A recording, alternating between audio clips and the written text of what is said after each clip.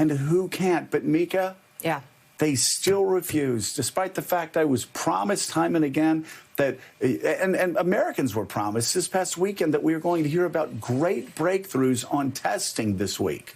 Mike Pence promised us that over the weekend. We've heard nothing. And it's just kind of trickling out. Just more lies by the president saying, oh, well, you know, we're doing a better job than South Korea. No, South Korea has 50 million people, Mr. President, that live in their country. Here it is, adjusted for population. We have 340 million. So, Mr. President, you're lying when you say that we are doing a better job than South Korea. No, South Korea, actually, if you look at that, the U.S. trails every country in the number of coronavirus tests conducted per million people. And this is science. I don't know, maybe you didn't take science at whatever school your daddy got you into. I don't know. But this is just science. This is just data. Donald, you can't fudge this. You can't negotiate with a pandemic. You can't have a patchwork approach to going to war. Americans are dying. They're going to keep dying, and you're wrecking the economy. You are wrecking the economy unless you start nationalizing the effort to get testing out to every American so we can see who's healthy enough to go back to work. We can see who has the disease and who needs to be quarantined, and we can tell the difference between the two. We are flying blind because of you, Mr. President, and it comes down to testing, testing, testing. We've been telling you this for a month. We're telling you this again. You've got to focus. You've got to save lives, and you've got to save the economy. And right now, you're failing on all 3 points. Do a better job. Well, as you saw, the president tried to say that this was going to go away. It didn't go away. And to your point, Joe, about testing, to back up a little bit on two fronts. Number one, if we had followed the warnings of the World Health Organization, if we had not fired everybody in the pandemic office, we would have had testing early on. And perhaps some of his economic goals would be possible if we could do rapid tests across the country, if we could figure out if there are any asymptomatic carriers out there. We would have a roadmap. We would not be flying blind. And for some parts of the country, it might be possible to reopen a lot quicker. But we don't have that because the president botched that. So then it gets to a question for the Republicans. For Republicans who still won't speak out about what's right here, speak out about the science involved, because you got to pull back. And you've got to look at this presidency, and this is what we've come to.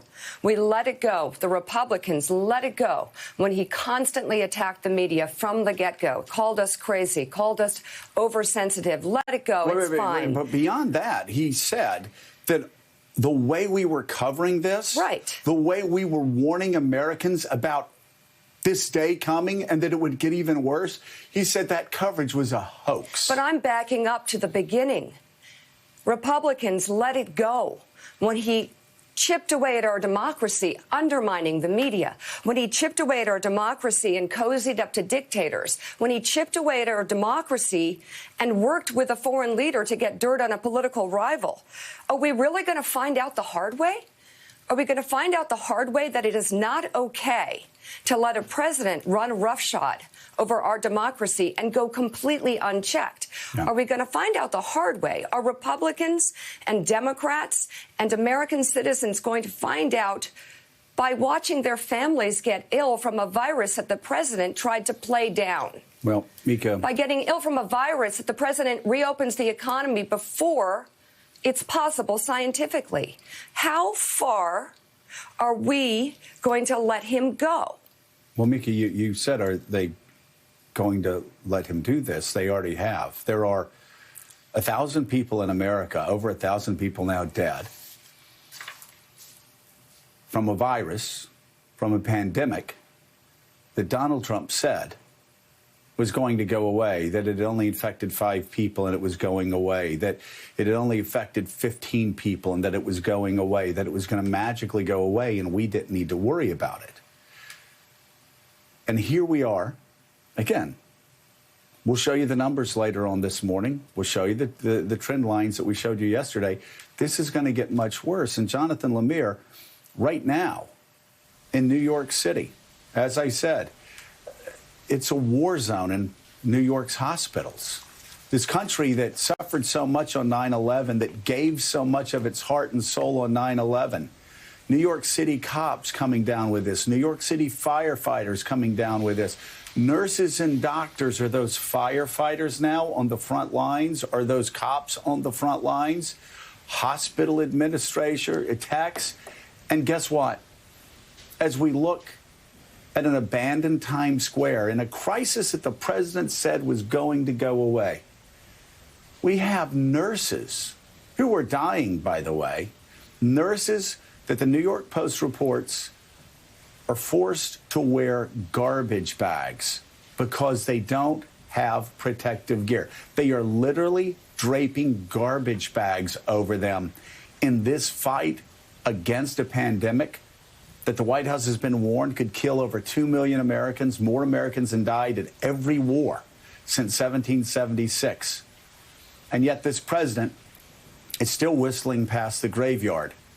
And it's nurses and doctors and our senior citizens who are effectively being told to go to hell.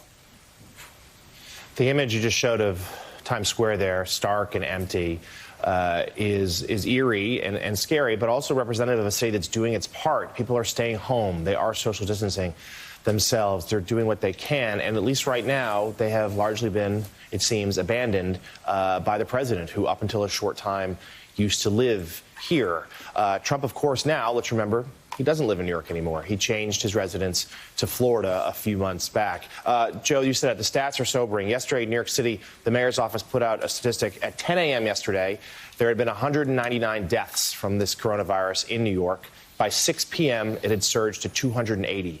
So that's only an 8-hour gap, and 81 people died. That's more than 10 per hour. You showed it there. We have reports of nurses having to wear plastic garbage bags because they don't have enough equipment. That same hospital where that's happening, a worker died. At a couple of hospitals, Bellevue Hospital, New York University Hospital, we are seeing them make makeshift morgues. They're closing down streets so they can build up tents, so they can be prepared to take the influx of bodies that are expected to come because of this death. We have talked about testing. It was just a week or so ago where the president and the vice president promised drive-through testing at Walmarts and Targets. That hasn't happened yet, at least not in any sort of large-scale effort across the country. The president yesterday... By the way, as you talk about testing, Jonathan Lemire, in the county where Donald Trump loves to travel to, Palm Beach County, you can't get tests. The president said on March 6th, if you want a test, you can get a test.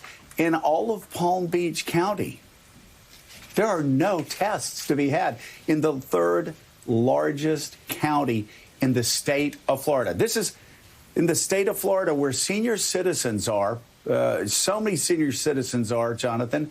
And you have the president's people writing op-eds and telling cable news reporters that, you know, if seniors die, seniors die. You have Republicans that are lieutenant governors in Texas saying, well, you know what, grandparents, they just, you know what, they're going to be willing to die so the economy doesn't go down too badly. This is the new argument that's being made by Donald Trump supporters that, yes, a lot of people are going to die.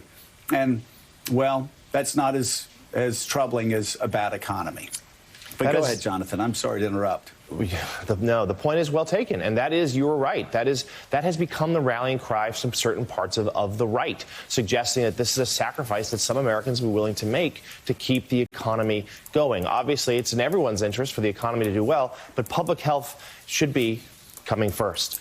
The president here, we saw his tweet yesterday. He laid it out pretty plainly for us. He accused the media of that the media is the driving force behind the efforts to keep the country closed, to keep it shuttered. And he says it's because the media wants that to happen because it would be detrimental to his reelection efforts. And politics are at the forefront of his mind, according to our reporting and others, as he looks at this. But it's not the media that's suggesting the country remain closed. It are scientists, it is doctors, and perhaps most importantly, the nation's government.